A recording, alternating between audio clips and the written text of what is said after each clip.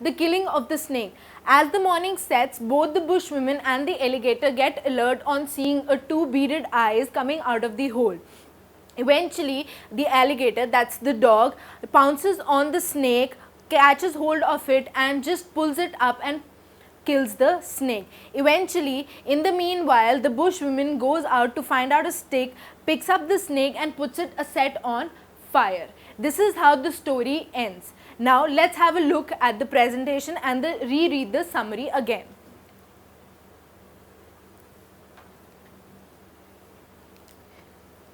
The story opens with the drover's wife and her children alone in the house in the bush.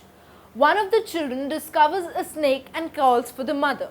The bushwoman reaches for her stick and rushes to her children, but meanwhile the snake hides in the wood heap. As the snake disappears, the woman puts the children to sleep and waits up with her dog for the reptile to come out. As she waits, she starts to recall several dangerous situations she had to face throughout the years.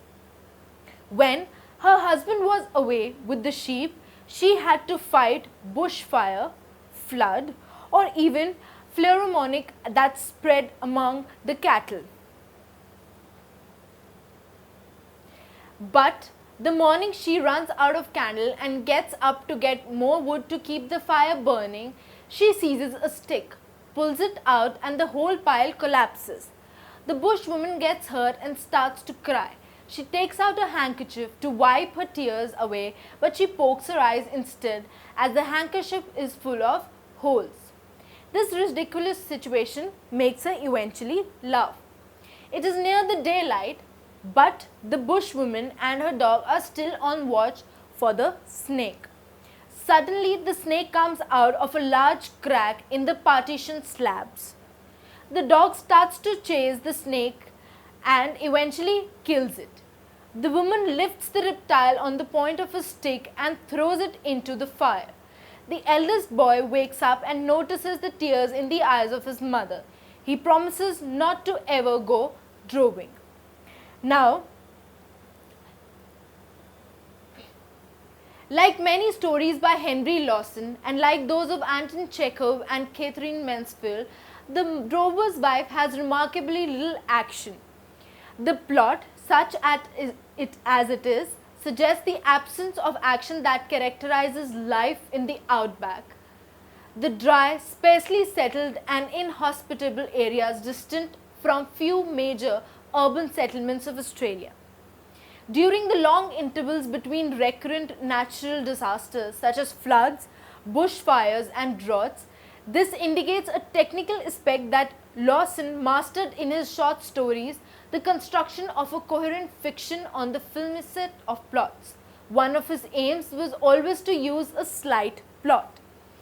In its simplest forms, the plot is limited to the discovery of a 5-foot black snake in the wood heap, watching it go under the house and waiting through the night for its re-emergence so that it can be killed. The variety and violence, the night for its of the life in the outback are indicated by the omniscient narrator's allusions to memorable episodes that have punctuated the drover's wife's life, which is memorable, frequently marked by her solitude from adult companionship. She has not heard from her husband for 6 months as the story begins. Now, Henry Lawson, by this act, tries to explain the hardships that females have to face in their day-to-day life with their children, protecting them and with their family and supporting their husband.